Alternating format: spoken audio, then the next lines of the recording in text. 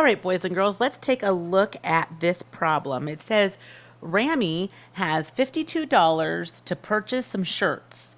Each shirt costs $15. What is the maximum number of shirts that Rami can purchase?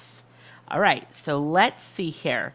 If he's got 52 shirts, we want to divide that by $15 so that we can see how many shirts he can purchase.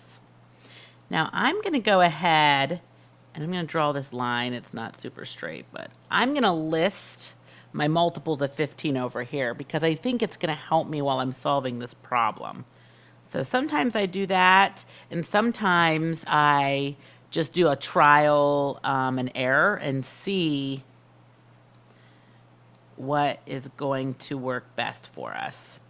But this one, I know my 15 facts off the top of my head: 15, 30, 45, 60, 75, 90. And I'll stop right there. Okay.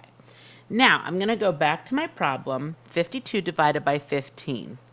Well, 15 cannot go into 5. So I'm going to make and extend it to the next digit to 52. All right. So I want to see how many times can 15 go into 52? Well, let me look here. It looks like 45 is going to be my my number. So 15 times 1, 2, 3 is 45. So I multiply 15 times 3. I list it under 52. And I'm going to do some subtraction to find my difference. So let's see here. This is going to become 12. This will become 4. 12 minus 5 leaves me with 7. 4 minus 4 is 0. So $7 left over. So let's see here. I'm comparing this just to double check.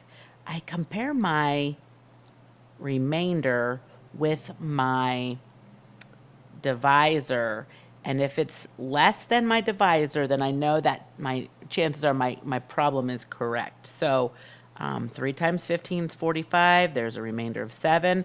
So I can, Rami, I should say, can purchase a maximum of 3 shirts.